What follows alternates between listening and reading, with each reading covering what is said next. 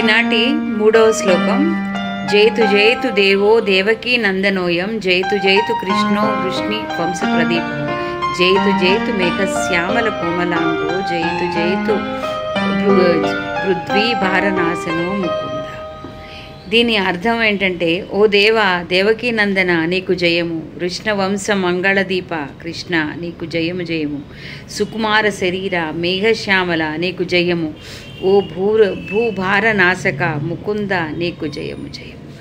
ఈ జయ జయ ధ్వనులతో భగవంతుణ్ణి మనం ప్రార్థించినట్టయితే నీకు జయము నీకు జయమగుగాక, ఆయన జయంగా ఉంటే మనందరం ఆ జయంలో ఉంటామని ఇక్కడ 4 పాదాల్లోనూ 4 అత్యద్భుతమైన నామాల్ని చెబుతూ ఇలాంటి నామధారి అయిన శ్రీకృష్ణ పరమాత్మ చల్లగా వర్ధిల్లాలి అని చెప్పడం ఈ శ్లోకం యొక్క ముఖ్యమైనటువంటి ఉద్దేశం. ఇందులో మొదటిది జయతు జయతు దేవ. దేవ అంటే దివ ప్లస్ క్రీడాయనం అని అర్థం. చాలా లీలగా సృష్టి స్థితి కార్యక్రమాలను చేసే పరమాత్మ తత్వానికి దేవుడు అనేటువంటి పేరు. అలాంటి దేవుడు ఘటన సమర్థుడు అంటుంది భాగవతం. కృష్ణ వృష్ణి వంశీ ప్రదీప, స్వామికి కృష్ణుడు అనే పేరుంది. కృష్ణ అంటేనే ఆనంద స్వరూపుడు. ఆయనకి కృష్ణుడు ఆనందాన్ని ఇచ్చేటువంటి వాడు కృష్ణుడు. ఇక్కడ అన్ని దీపం అంటే బయట కనపడే చీకటిని పోగొడుతుంది. కానీ ఈ ప్రదీపం ఉందే, ఇది లోపల నిండిపోయి ఉండే అజ్ఞాన అంధకారాన్ని కూడా చక్కగా పోగొడుతుంది అని చెప్పడం ఈ ప్రదీప అని చెప్పడంలో ఉండేటువంటి ఉద్దేశం. అట్లాగే మేఘశ్యామల కోమలాంగో, మేఘశ్యామల ఇక మేఘం లాంటి నైల్యం. మనం ఇక్కడ మణికర్ణే అనే తిరుపావై పాశురంలో ఈ అర్థాలన్నీ చెప్పుకుంటాం. కానీ ఈ మేఘంతో ఎందుకు పోలుస్తారు ఈయనని? మేఘం నిండా నీరున్నట్లు స్వామి నిండా కరుణ ఉండడం వల్ల నీలంగా కనబడతాడట. ఈయన ఎంత అందమైన వాడంటే నల్లని మేని నగవు చూపులవాడు అంటాడు అన్నమయ్య. ఇక్కడ కృష్ణుడి మీద ఎన్నో పాటలు రాసినప్పటికీ ఈ అన్నమయ్య దాంట్లో ముఖ్యంగా చెప్పుకోవాల్సింది కృష్ణ దానిది. సిరుత నవ్వులవాడు సిన్నెక్క, వీడు వెరపేరుగడు చూడవే సిన్నెక్క, చిరుత నవ్వులవాడు సిన్నెక్క. అట్లాగే ఈ జయ జయ ధ్వనులతో ఆయన చాలా కీర్తనలు రాశారు. అందులో ఒకటి రాముడి మీద, జయ జయ నృసింహ సర్వేశ, జయ గణధీశ ప్రహ్లాద వరద, జయ జయ నృసింహ సర్వేశ. ఇంకొకటి జయ జయ జయ జయ రామ సమర విజయ రామ, భవహర నిజభక్త పారీణ రామ. ఇలాంటివి ఎన్నో జయ జయ ధ్వనుల మధ్య కృష్ణుణ్ణి మనందరం స్తుతిస్తూ ఈ 3వ శ్లోకం అన్నమాట. ఇది 3వ శ్లోకం. ఇందులో అంతరార్థం ఏమిటి అంటే, ముకుందుడు అన్ని చోట్ల ఉంటాడు, ముకుందుడే ఉంటాడు. మన సంసార బంధనాలు తెంచడం, అతని తెంచడం వలన అతనికి ఏం లాభం? అతడు ఎందుకు చేయను అనుకున్నప్పుడు స్వామి నాథుడు ఆయన సొత్తు, ఆయన చెందిన వారం, మనం అందరం ఆయనకు చెందినటువంటి వారం. స్వామి నాథుడు ఆయన సొత్తు అయినటువంటి మనందరికీ దాసుల బాధలను తొలగించుట ప్రభువు యొక్క బాధ్యత.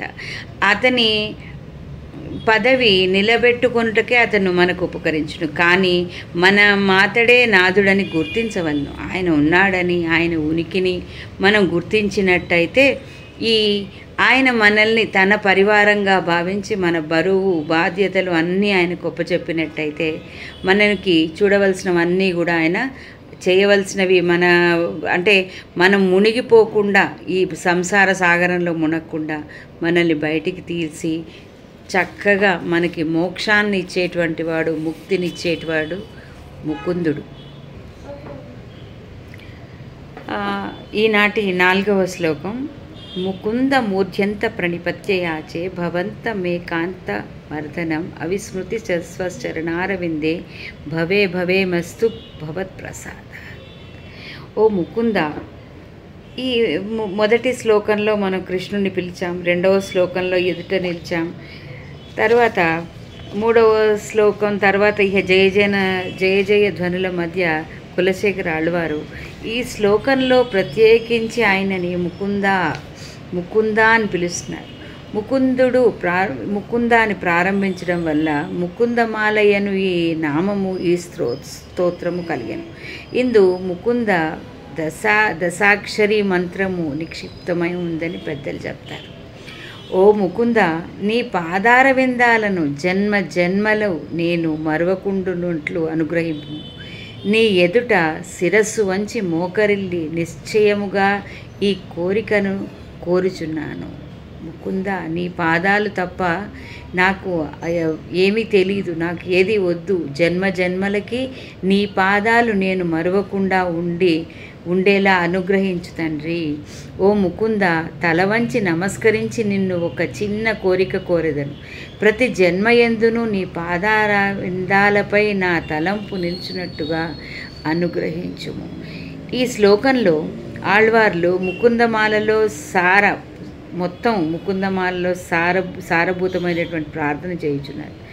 ఒక పురుషుడిగా జన్మించిన వాడు పొందవలనని కోరదగినటువంటి పురుషార్థం.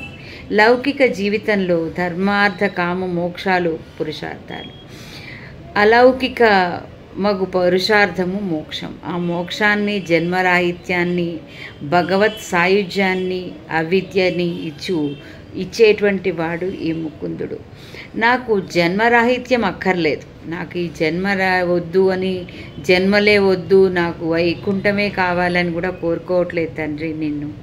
కేవలం నీ పాదాలపై నా మనస్సు ఎప్పుడూ ఉండేలాగా, దాని మీద ఎప్పుడూ నేను ఆలోచించేలాగా, నా ఎన్ని జన్మలు ఎత్తినా కూడా నా మనస్సు తలపు అన్నీ నీ పాదాల దగ్గర ఉండేలా అనుగ్రహించు తండ్రి. అంటే మోక్షాన్ని ఇస్తాడు ముకుందుడు, మోక్షాన్ని ఇస్తాడు. ఇక్కడ భూమికి రాక్షసులు బరువు, మన ఆత్మకి నాది అనుభావనే పెద్ద బరువైనటువంటి విషయం. ఇక్కడ తండ్రి చిన్న కోరిక కోరుకుంటున్నానయ్యా అంటూ మనం ఏమడుగుతున్నాం ఆయన్ని? మన మనస్సు దానితో పాటు మనకు సంబంధించినటువంటి సర్వస్య శరణాగతి, అన్నీ నువ్వే నాయన, ఇహ పరంబెరుగా, నువ్వు తప్ప నాకు ఇంకేమీ తెలీదు, ఇంకేమీ వద్దు అంటే ఆయన అంటే కృష్ణుడికి ఒక చిన్న కథలాగా చెప్తారు. కృష్ణుడు తల్లి అనుకుంటుందిట యశోదమ్మ, ఏంటి ఇంత నల్లగా ఉన్నాడు పిల్లవాడు అని. అంటే ఆయన ఏం చెప్తున్నాడు తల్లికి? అమ్మ, నేను నిద్రపోతుండగా చీకటి భూతం వచ్చి నన్ను పట్టుకుంది, అందుకని చీకటి నలుపు కాబట్టి నేను కూడా నల్లగా ఉన్నానమ్మా అని. ఒళ్ళంతా కప్పేసింది, దానివల్ల ఇటు అటు దొర్లాను కదా, తీరా దుప్పటి తీసేటప్పటికి నేను నల్లగా అయిపోయాను. ఆవిడకి ఎంత ఆనందమో, కానీ ఆవిడ కొన్ని కారణాలను వేరే చెప్తుంది.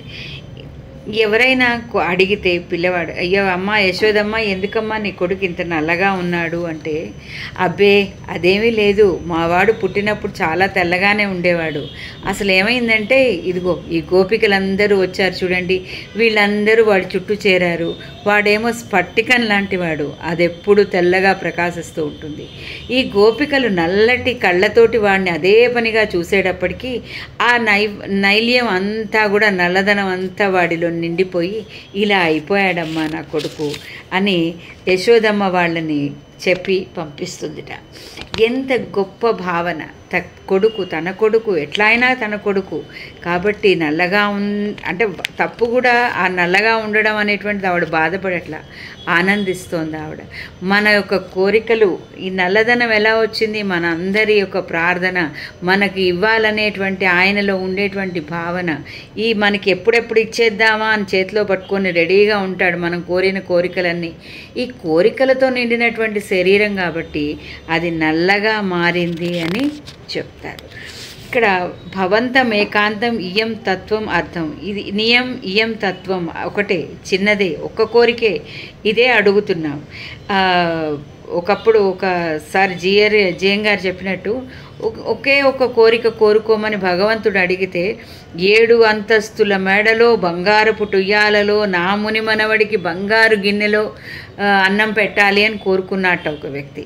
అంటే తన ఆరోగ్యంగా ముని మనవడిని చూసేంత ఆయుష్, ఆనందం, సంతోషం, సంపద అన్నీ ఒకే ఒక వాక్యంలో మొత్తం కోరుకున్నాడు. ఎంత గొప్ప వ్యక్తి అండి ఆయన. అలా కోరుకోవాలని తెలియడం కూడా గొప్ప విషయం కదా. ఇక్కడ నేను ఈ దానికి సంబంధించినంత మటుకు ఒక చిన్న పాట గుర్తు చేద్దాం అనుకుంటున్నాను నేను.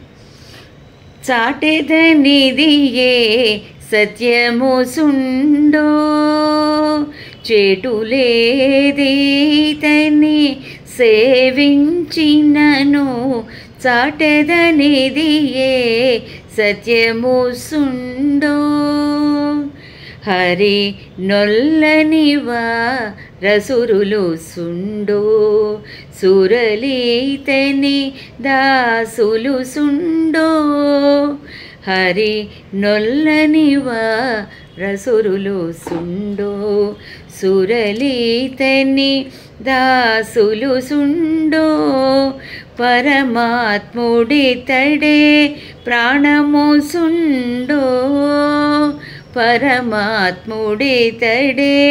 ప్రాణము సుండో మరుగక మరచిన మరిలేదికను చాటెదనిది ఏ సత్యము సుండో.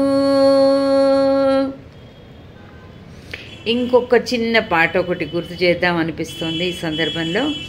ఈయన ఒక్క కృష్ణ మంత్రం, అన్ని మంత్రాలు ఒక్కసారి తలుచుకుంటేనే అన్ని మంత్రాలని స్మరించినటువంటి అంత గొప్ప మనకి దొరికేటువంటి అంత గొప్ప భావప్రాప్తి. ఇక్కడ భక్తి ఇవన్నీ మనం ఆయనని మనలో లీనం చేసుకొని మనలో మనం తొంగి చూసుకోగలిగితే ఇవన్నీ కూడా అంతా విష్ణుమాయ, విష్ణుమూర్తి. ఇక్కడ అన్ని మంత్రములు నిందే ఆవహించెను వెన్నతో నాకు గలికే వెంకటేశు మంత్రము అన్ని మంత్రములు నిందే ఆవహించెను నారదుడు జపించే నారాయణ మంత్రము చేరే ప్రహ్లాదుడు నారసింహ మంత్రము కోరి విభీషణుడు చేకొనే రామ మంత్రము కోరి విభీషణుడు చేకొనే రామ